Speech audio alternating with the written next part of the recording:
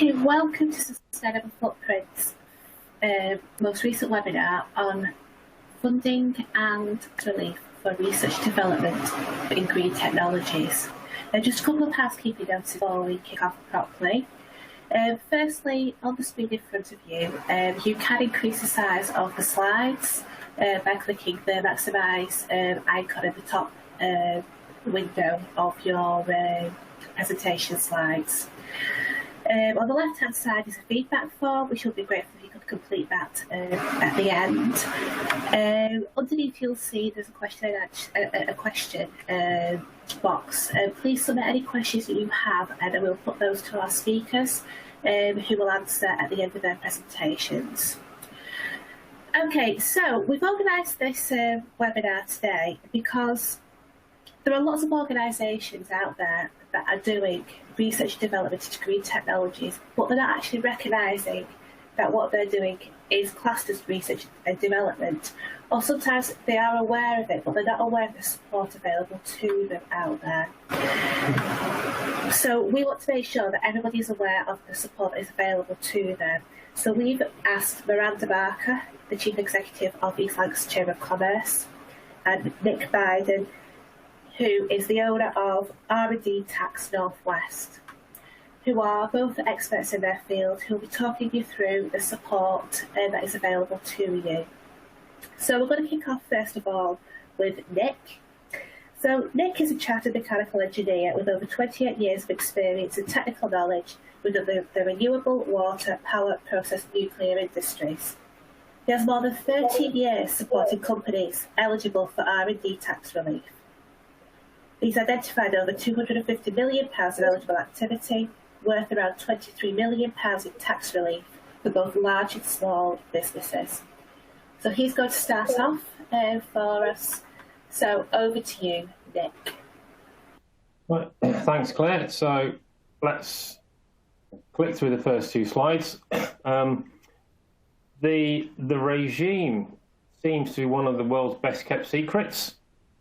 It's been around since 2002 and was originally perceived as an enabling regime to encourage UK companies to invest in new products, new technology, and to give them an incentive to do so.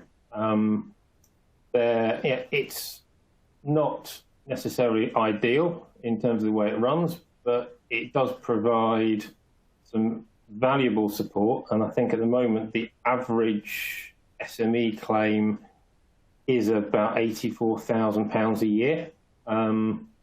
So recently, the RDEC rate, the RDEC is for large companies, is now running at 13%.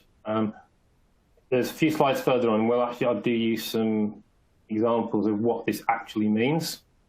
And one of the other changes that's happened recently is that in an effort to curb perceived fraud, an SME, they are now having what we class as a payable credit capped.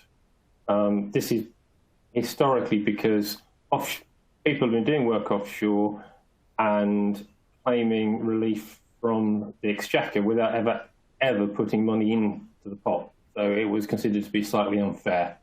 There are some consultations ongoing. One is looking at what qualifying costs should be included, because there's a recognition that cloud computing and web hosting is becoming more active, but is currently excluded from the regime. And so the revenue has sought opinion from the market as to should we be including them, and does it make a difference to people in terms of the fact that they're not included. There's also a consultation going on, which was announced in the March budget, about we need to improve the standards of the claims that are being submitted. I'd love to say that every advisor is clean and above board, but inevitably there are some people out there who perhaps could be doing jobs better than they do. So what can you claim? You can claim your starting costs, gross salaries, employers' national insurance, pension contributions, expenses. You can claim for agency workers. If you're an SME, you can claim for some of the subcontracted activities that you may engage a third party to do for you. Particularly if you're doing something chemicals, you may have to subcontract chemical analysis, which you couldn't complete your project without it, but it's not a skill that you have. You can, in some instances, claim materials. You can certainly claim utilities insofar as they are necessary, and you can claim software. Where you have a Microsoft Office subscription, it may be that 90% of the time you're using it in support of the normal business.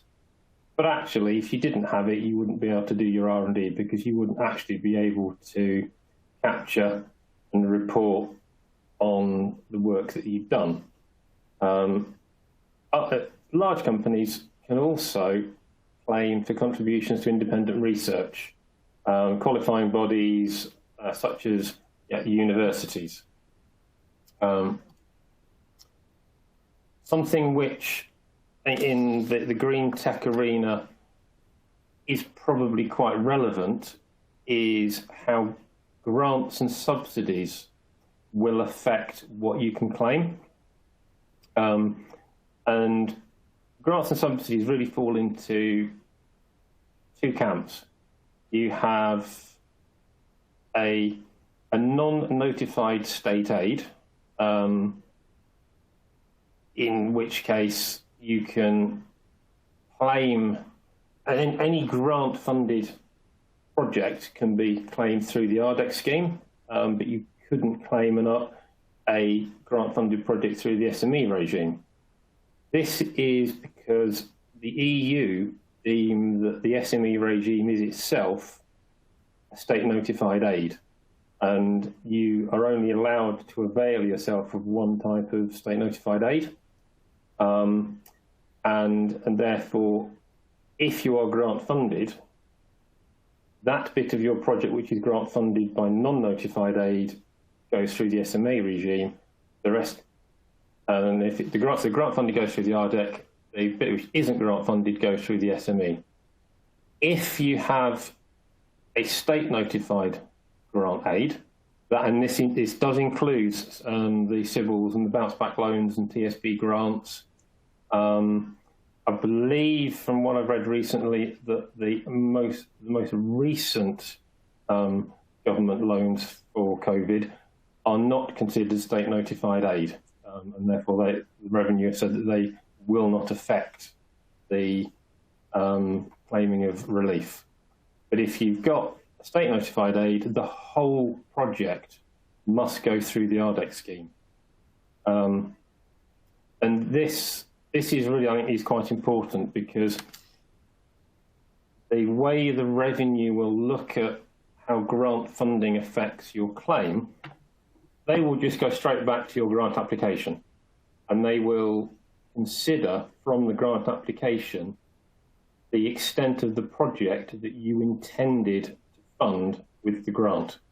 So the advice that I tend to offer people on making grant applications is to consider quite carefully the extent of a project that you want to have grant funded, and the extent to which you could perhaps maybe ring fence a relatively small part of it, and say, right, I have a small project up front which I need to complete, which I'll grant fund, but then when I have completed that project, I will then move on to another project which is building on the output from the first. That way you minimise the impact of the grant funding on your ability to claim R&D relief. The job retention and furlough, not a state notified aid. But as you are not supposed to be working whilst you are on furlough, then you really can't include any income from furlough within a claim for relief. So that if you have a commercial loan, then in terms of grants and subsidies, that doesn't affect your ability to claim at all.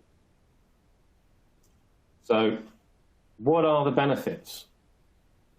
So if you are making a claim through the SME regime and you are a profit-making company, it works out at roughly £24 of every £100 you spend on eligible R&D could come back to you as a tax credit. And similarly, if you were loss-making, that it could go up as high as £33 per £100 of spend. So in anybody's book, somewhere between 24 and 33% relief available on your spend must be worth considering. For the large companies, it's nothing like as generous. Again, for a large company, it doesn't matter whether you're profit-making or loss-making because of the way the credit is given, but you're on, at best, £10.53, £100 of spend. So, what does this really mean in practical terms? So for a loss-making SME, in this example, you've got 5 employees who spend 80% of their time on eligible R&D, each earning 40 grand, and with materials of 100,000 and 40 grand of subcontracted work. Company made a loss, and this works out to an R&D claim of 286,000. The additional deductions for that at the 130% rate, which is currently in place, produces a £372,000 notional tax loss for R&D, which gives you your cash back 14.5% of the total losses for the uplifted claim. So the difference of 572,000 or 658,000. So your cash back could be as much as £83,000. And on the salaries that we were using in the example, that would cover the cost of 2 of the designers who were working on the eligible R&D. So as you can see, that it becomes quite generous. And we have a company who they started out with a £70,000 R&D budget. They've claimed R&D relief for 3 years, and their R&D budget is now £200,000 because that's what the relief is intended to do. It's intended to enable you to invest in research and development. What happens if you're profit making? So we take the same company with the same employees, the same salaries. They've got strong sales and they've made a decent profit. So again, you have the same additional deductions of 372,000, which reduces the profit to 128,000, which reduces your tax liability by 70,000, which again, too quick, it paid for, broken it.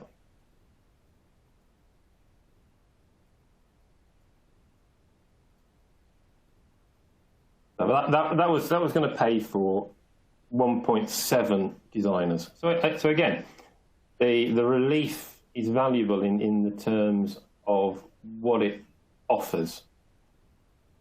I won't spend too much time on this slide. There are a lot of words on it, and it's essentially an extract from the Business, Enterprise and Industry Department of the government and their guidance on what R&D is for tax purposes.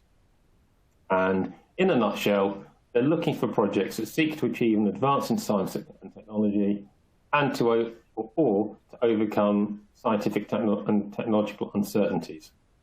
And this is kind of where people start to fall down, because they kind of don't really relate to what the guidance says, and it's difficult for them to relate it to their business. And hopefully that's part of what we'll answer today. We often come across this response: we don't do R&D. So if you had to undertake if you've done a project, you need to do another one similar, could you do it more efficiently, more quickly, lower cost? You could have been doing R&D. So we're very much in you have problems you don't know how to solve. You have problems that you thought you had a solution for, but the solution failed. Or you had a problem and you thought you had a number of solutions, but you weren't sure which one was going to give you the best result. Or even you've got some standard technology which you want to integrate to achieve some functional performance, but you don't actually know the best way of doing it. If any of those are true, you could have potential eligible activity for an R&D claim. So if we consider what a business might be involved in, what sort of activities would you be including in an R&D claim? So we've color-coded this, and your core R&D are these bits in the middle in blue. So technical feasibility studies, formulation of concepts, concept design, front-end engineering, prototyping, pilot testing, technology working prototypes testing. You may, under some circumstances, be able to claim non-technical aspects of a prototype development. We've put aesthetic there, but these are very much a case by case. It may be the provision of aesthetics is itself technologically challenging in order to achieve the right finish, but purely aesthetics in the guidance is a bit of a grey area. Similarly with test marketing and consumer panels, generally you wouldn't expect to claim it, but depending upon how you deliver it, you may find that you could include it.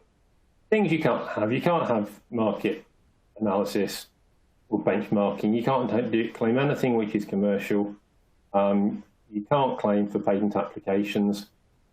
But under the indirect activities, effectively any essential activity that the business undertakes, like resource planning, training, recruitment, admin, purchasing, payroll, project management, whilst they are not directly contributing to the research and development, you wouldn't be able to do the research and development if you weren't doing these indirect activities. So a proportion of the indirect activity costs are potentially allowable within your R&D claim. And when you're doing a project, how much of your project could be eligible? This we feel is an area that people get wrong.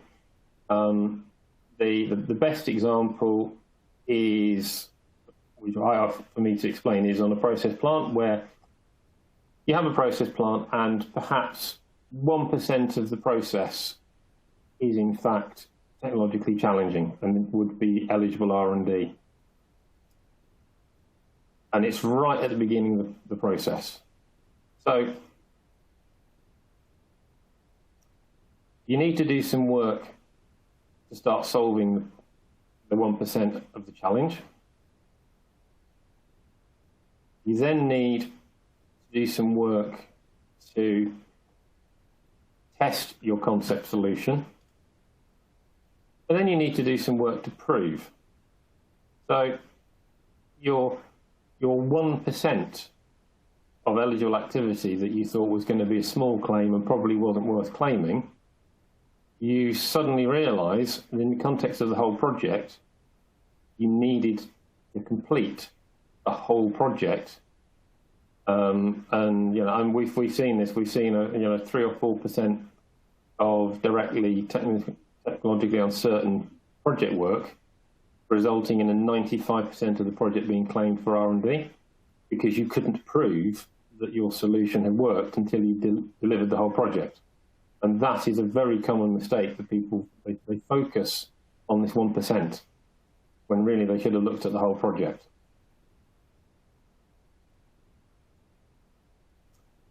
And I guess this is probably where the majority of you are going to really interested is, of the sorts of things that we would find in green tech, what is going to be eligible R&D? I did actually make a note just before we started about because I was reading online about the repurposing of the gas mains for a hydrogen network. That's eligible R&D. I mean, that's a huge technological challenge. The use of peterhead power station for sequestering carbon, that will be an R&D project. The work that they're doing in Iceland to use the subterranean thermal, the magma, also to sequester carbon, that's going to be eligible. But if we have a quick scan through these, so you're looking for alternative materials. So maybe it's a material with a lower embodied carbon footprint, or it's a material which is less toxic or is more biodegradable, or you're looking for new chemical products to meet new regulatory requirements. So you've got cleaning products and paints, and particularly the likes of Akzo Nobel, when they've been moving from solvent-based paints to water-based paints, looking to reduce waste or material use, or even simply reducing your energy consumption. Architects using passive environmental management to reduce the thermal energy that they need to put in to a building. Scaling of renewable energy technologies such as wave and tidal and photovoltaics, and waste from energy and pyrolysis is hugely challenging, and the number of plants that actually do have significant problems and don't achieve their performance output. Developing software and process control to integrate new technologies. I'm aware of a company that are looking to integrate distributed renewables with car charging points. All the technology that they're using is fundamentally exists, but actually scheduling it on the national grid is hugely challenging, and that's all about developing the software. So developing the waste sorting technologies, optical scanning, smart containers, anything that helps us to improve our reduce, reuse, recycling. And then lastly, targeting significant reductions in industrial emissions. So work that you might be doing to become more sustainable. There are so many areas where it really is. It's just worth having the conversation. How do we go about preparing a claim? So, 4-stage process. We meet, we plan, we evaluate and gather some information. At some point in the early stages, we will be looking at, realistically, what scope do we think there is for a claim? What's the likely value of the claim? Agree some terms, and then it becomes a collaborative process. In an ideal world, all the work is done by us. Obviously, that requires the clients to provide the information in appropriate and timely fashion. We would prepare all of the supporting paperwork, we would prepare all of the calculations, and these would come to the client for review and sign-off. And once the claim has gone in, we will be on hand to support you and liaise with HMRC should they have any queries. So, common misconceptions. We can't claim because we've been paid for the work. Not true. Large companies can be paid, can claim if they're paid, but not if they're paid by an SME. And an SME can typically claim under the RDEC scheme if they've been paid. But again, not if they were paid by another SME. We can't claim for projects that receive grants. Well, we touched on that earlier, and that's simply not true. You can, but you need to be mindful of how you do it. I've got one I was looking at this morning where they have a European Regional Development Fund grant. So I'm now waiting for the grant application paperwork to come through so I can see exactly what they were including in their grant application. We can't claim because the project failed or was abandoned. Again, simply not true.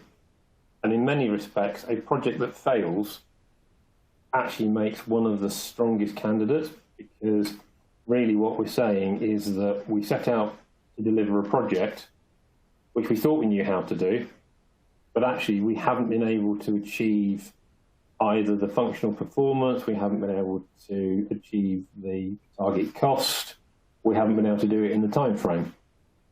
All of which suggests that there was a level of technological uncertainty, because if it was a routine project, it is incredibly unlikely to have failed.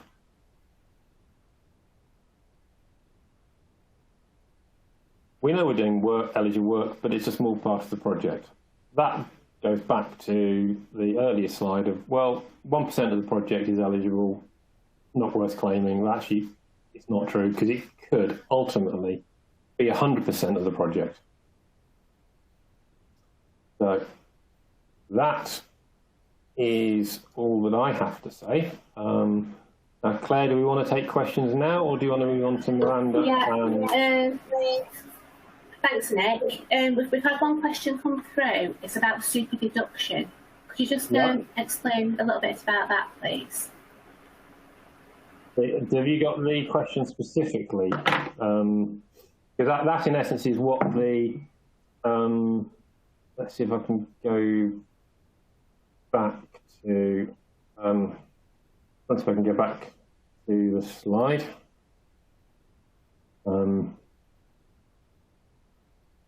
Because that's the super deduction is that if, for sake of argument, you have £100,000 of eligible R&D spend, which has effectively will already have been accounted for in the calculation of profit and loss.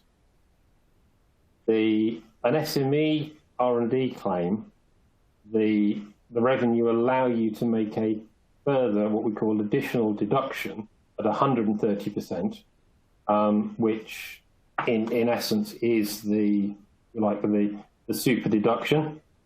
So you've accounted for £100,000 of spend in your accounts.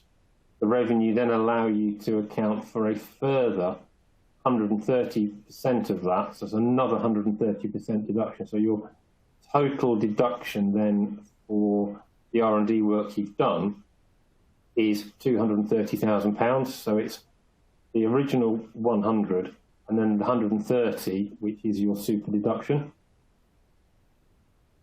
Hopefully that answers the question. Thank you very much, Nick. I think that's all the questions for the moment. And if anybody else does have any questions, if you submit them using the question box on the screen in front of you, and then Nick will be able to answer any at the end of the session. So we're going to move over to our next speaker now, Miranda Barker. She's been an environmental consultant for 26 years, and she's now Chief Executive of the East Lancs Chamber of Commerce. She's instigated the development of an environmental consultancy unit, which secured EU backing to deliver £6 million programme of business net zero support for local firms. She's been involved in the development of climate emergency carbon baselines for several local authorities and worked at a county level on the climate and low carbon strategy. Miranda's going to be talking through support that's available, including local grants as well. So over to you, Miranda. Good afternoon. Thank you very much, Nick, for that really comprehensive breakdown on the R&D tax credit side. I'm going to pick your brains in public if we've got time for questions at the end or in private afterwards. As Claire says, I've been an environmental consultant for a long time, and that really ended up focusing around supporting people developing new low-carbon technology solutions and the difficulties they had, what support they needed and what was holding them back. And a lot of it is around that whole, how do you fund the research and development? How do you help develop that product when you haven't actually got a lot of your own money to plow into it, or when your business doesn't have loads of extra funding for research and development on new products? So what Nick was saying was hugely relevant. Mine is a much less technical talk and more of I talk through the various areas that are difficult in that whole process of developing a new product, and where there are some answers for some of those support needs that we've got in Lancashire, but hopefully they also translate into wider needs elsewhere. We're in and wider solutions elsewhere. We are talking all the time to government about what support's necessary to help the UK on its journey to net zero, what support's necessary to help people develop new low carbon technologies. And so it's not just Lancashire orientated, we're trying to take that message much wider. So we'd be really interested to hear from businesses who are trying to develop new low carbon products and what problems they're having, and help them magnify those requests for support to government. So do get in contact either through Sustainable Footprints or directly if you wish.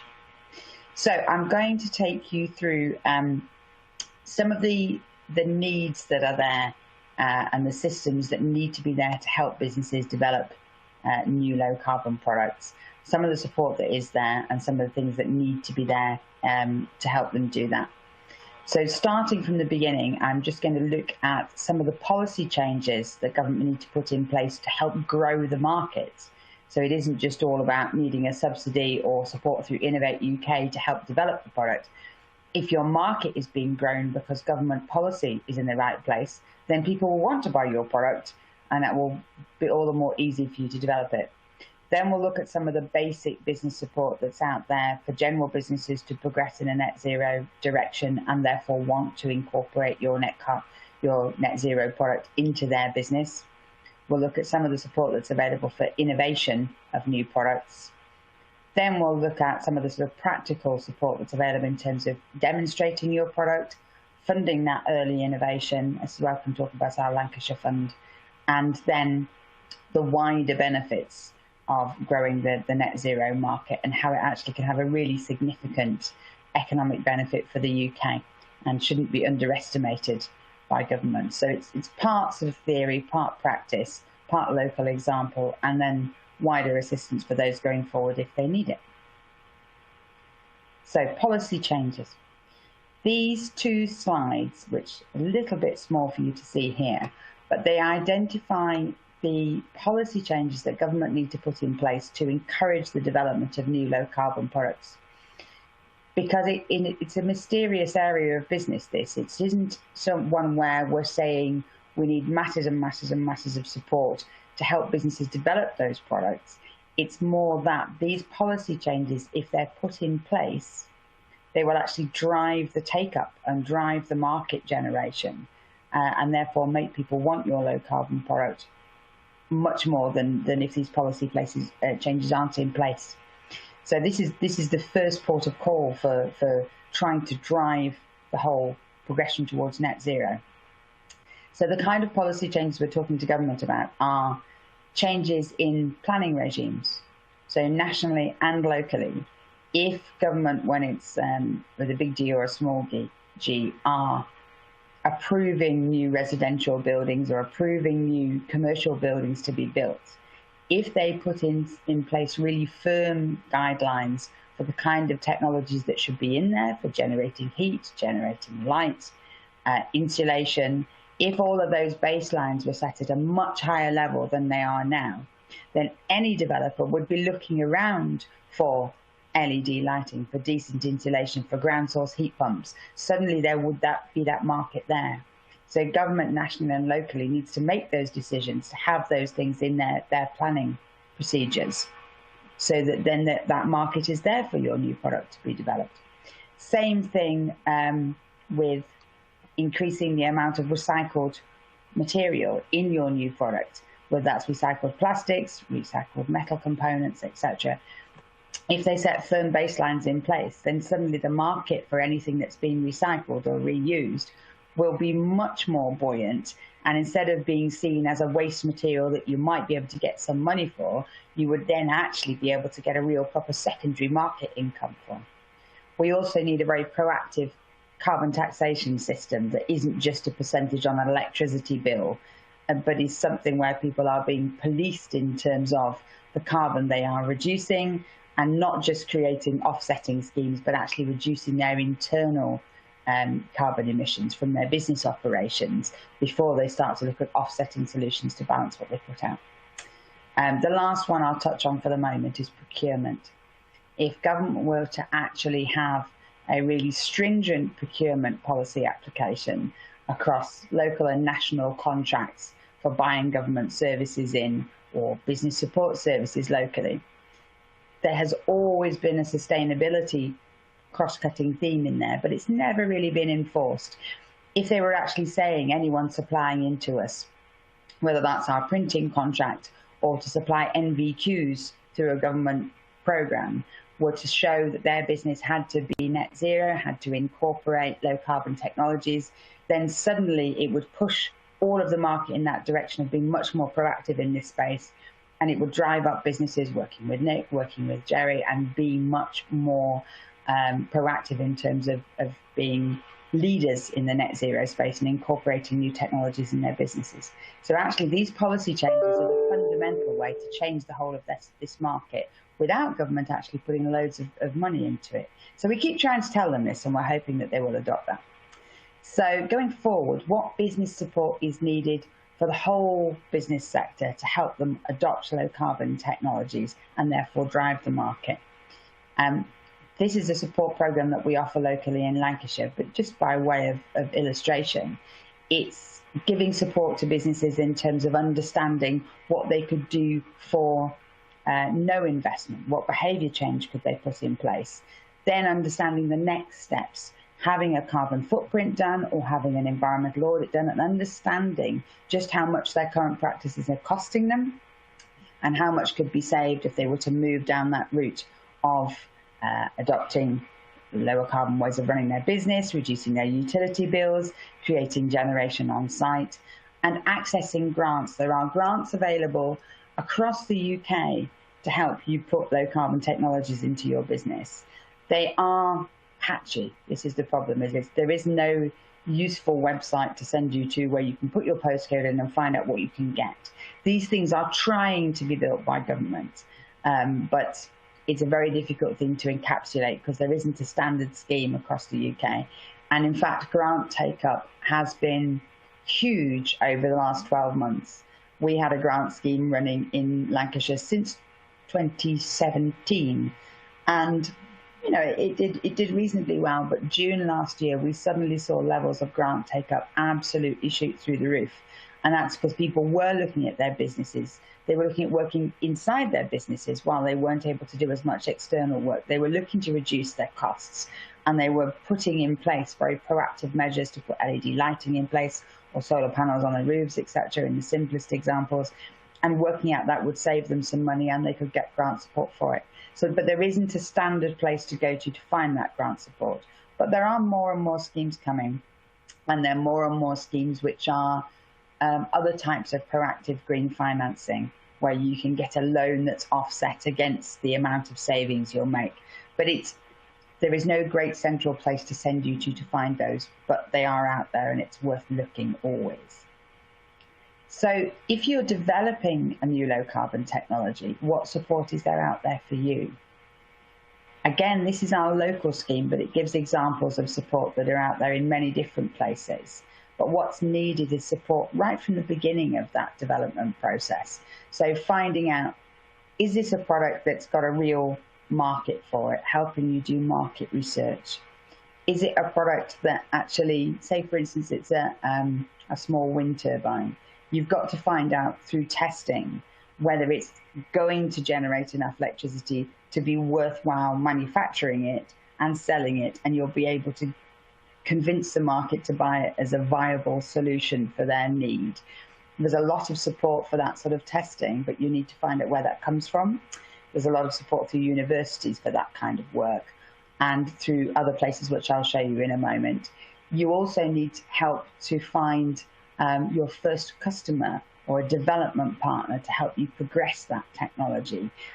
You don't want to get into the trap that a lot of people have done over the years, where they come up with a wonderful idea for a new technology and they develop it in isolation, in their shed, in their factory, and they never start talking to a customer. They don't look for a customer. So they end up with a wonderful piece of technology that's cost them £1 million to develop.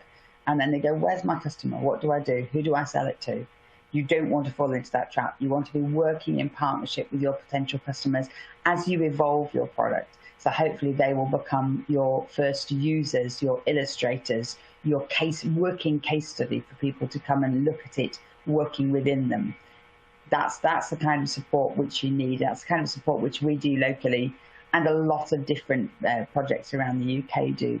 So you're developing your product and making sure it's really commercially viable from the outset. In terms of demonstrating your product, there are lots of opportunities around the UK where there are demonstrator units. This is the one we have in Lancashire. This is the Advanced Manufacturing Research Centre, the Northwest branch of it, and it has just received £2.5 million from government to set up a low-carbon smart building demonstrator.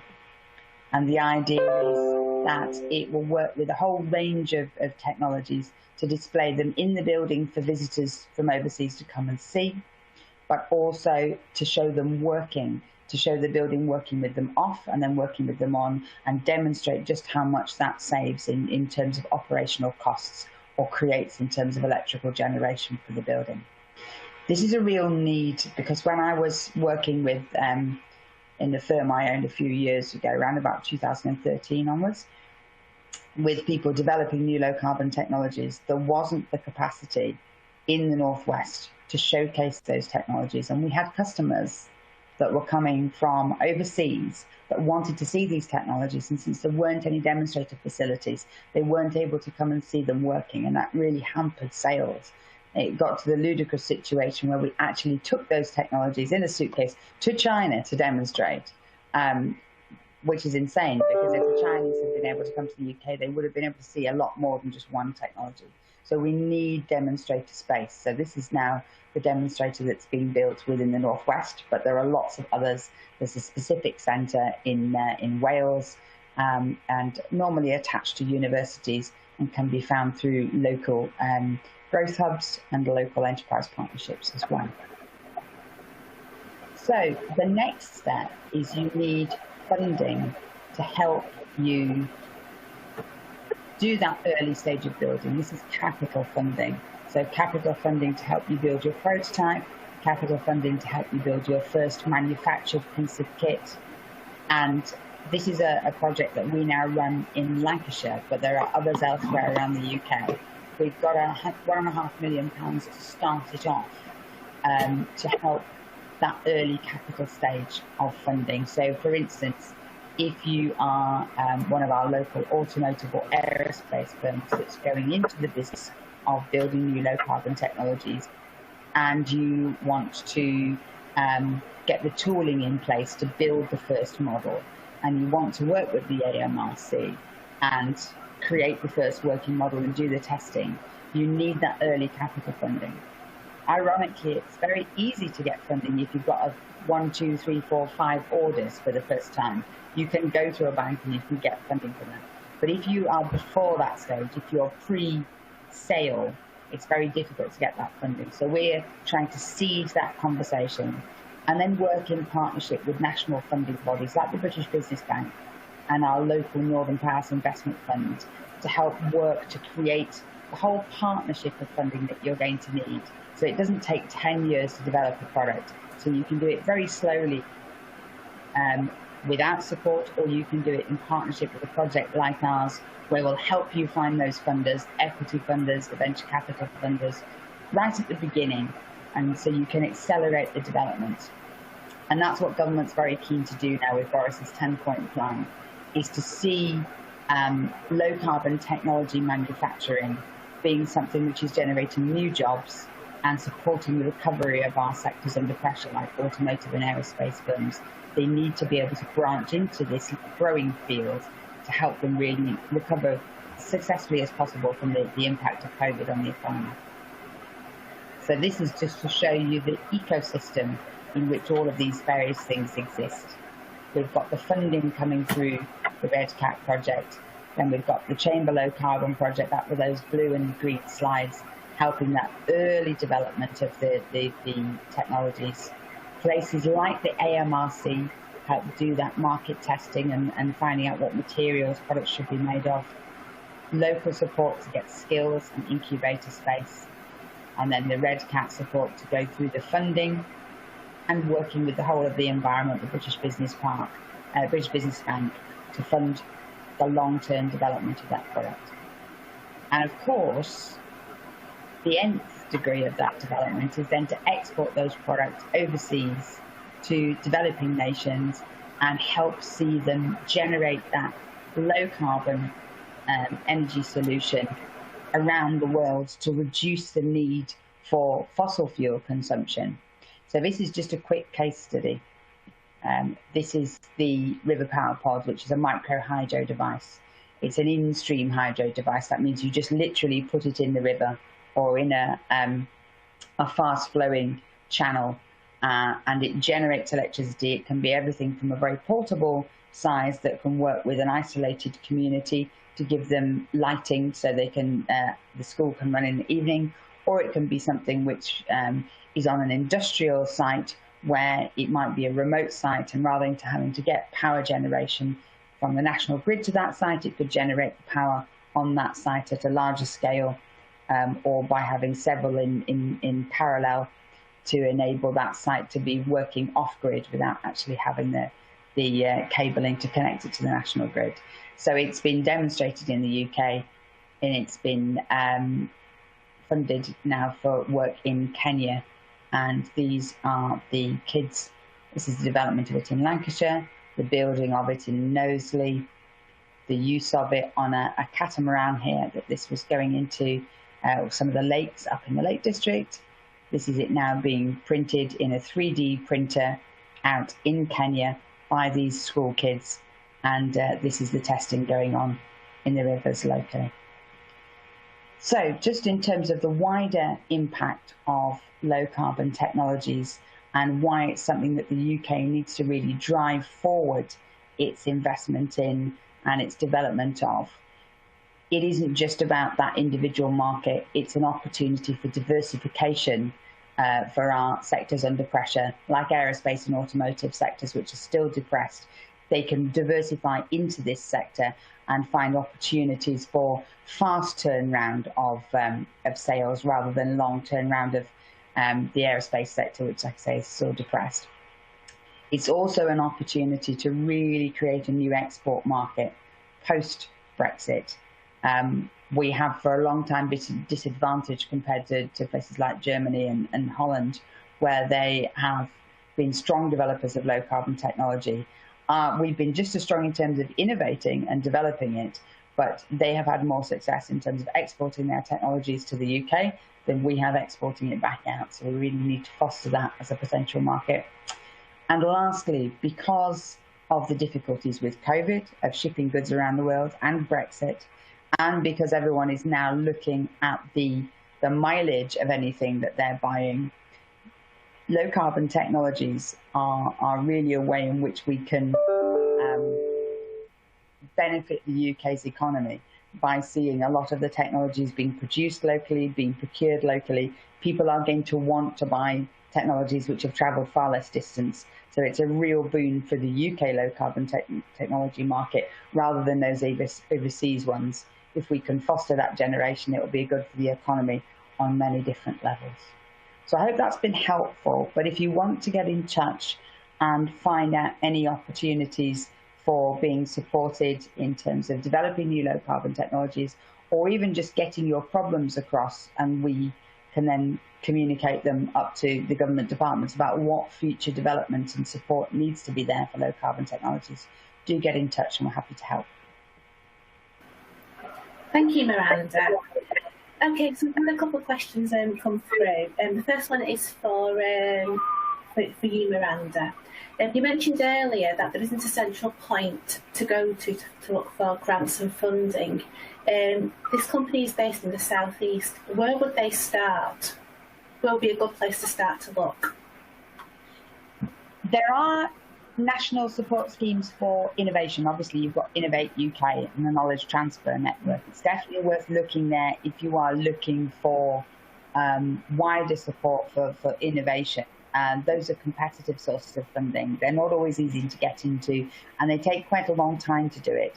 But the Knowledge Transfer Network will help you on that front.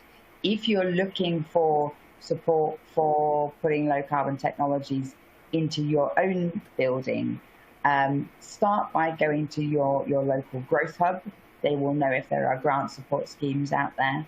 And also coming soon through the SME Climate Hub, there's a lot of support on there and as sources of advice for helping businesses go down the pathway to net zero. But really, in terms of local support, go through your local enterprise partnerships and your local growth hubs and now find any local support that's out there, or come to us and we'll see what we can do in terms of sending you in a different direction and identifying potential sources. Oh, thanks, Miranda. And just before we go on to the next question, just a reminder, if you do have a question you would like to ask, just enter it into the question box on your screen at the moment. It'll come straight through to us. Okay, so the next one is for Nick. If I'm dealing with a micro SME that I don't really think they can claim, it's just the inventor's time, what questions do I ask them to identify if they can claim? Well, that's a very good question, and the very obvious place to start, and I kind of neglected to say this at the outset, the regime is intended to support and is available to limited companies only, so sole traders, LLPs can't take advantage of it because you have to have a CT liability. So first off, just double check they are genuinely a limited company. Two, you also do need to be a going concern. Now, it is the whole question of companies not thinking they can claim. Broadly speaking, across all of the work that I've done, regardless of the size of the company, the relief that's available tends to come in between 10 and 15% of the underlying corporation tax liability. So where a micro SME will be thinking, oh, actually, there's not an awful lot there, it could still be 10 to 15% of their CT. How you identify whether they can claim is that is the nub of kind of what I do for a living. It's kind of helping people to understand. There are some quite important considerations if you're on a micro business. If, for the sake of argument, you're a one director or a two director company, if you only take a dividend and no salary, unfortunately, the dividends are not an allowable cost. It's only the salaries that are allowable.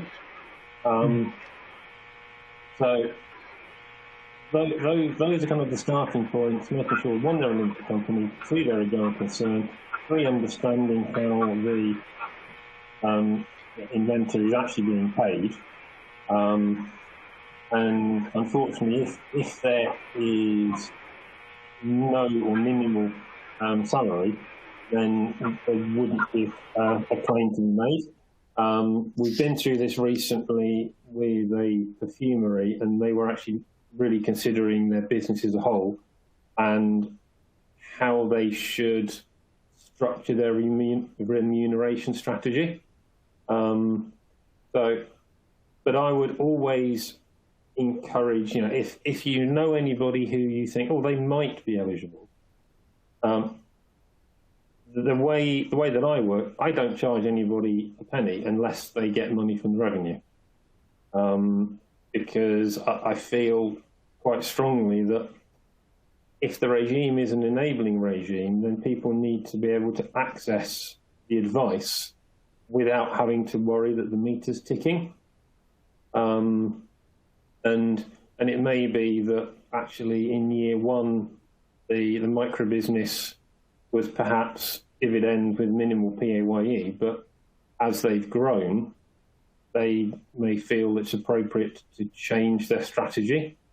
And I suspect it's also quite common that the micro business starts small and has a relatively slow growth, but then starts to grow more rapidly, at which point the R&D relief potentially becomes far more valuable because it allows them to accelerate what they're doing. And so, I would always encourage people, come and talk to me, because even if you don't have a claim in the current financial year, by learning more about the regime as a whole and how it works and how it may relate to your business, it will allow you to effectively to put together growth plans with more information. So hopefully that helps.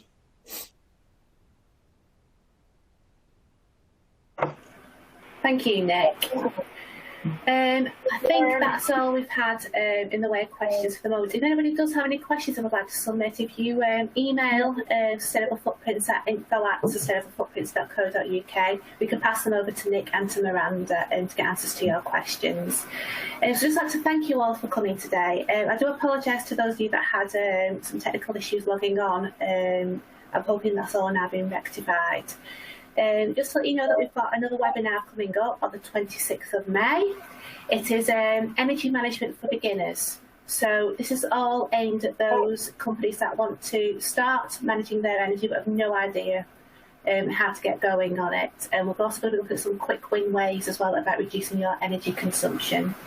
So that's on the 26th of May, and you can book your place on our website at www.sustainablefootprints.co.uk. We've also got a consultants corner coming up as well. We're going to be getting some consultants from different agencies all around the table to talk about the kind of things that you want to know but don't know how to ask. Our first subject is going to be on ISO management systems. So we're going to be looking at common problems that these consultants come across when they're helping companies implement or they're helping to audit management systems, and also what the kind of things they wish you knew as well. So that's going to be a really interesting one, and we'll if you keep an eye on our social media feeds, we'll let you know all about that. Just finally as well, we would appreciate your feedback on today's webinar. There is a feedback form on your screen already on the left-hand side. Please complete that because we do value your opinion.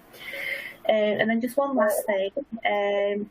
Don't forget to visit our online vault on the website, where there are lots of free downloads available for you. There are lots of brief sheets on on relevant topics to do with sustainability and compliance, and also our toolbox as well, where there are some free downloads as well. Thank you very much to Miranda and to Nick for your time. It has been a very, very informative webinar. We look forward to seeing you all again soon. Okay, goodbye.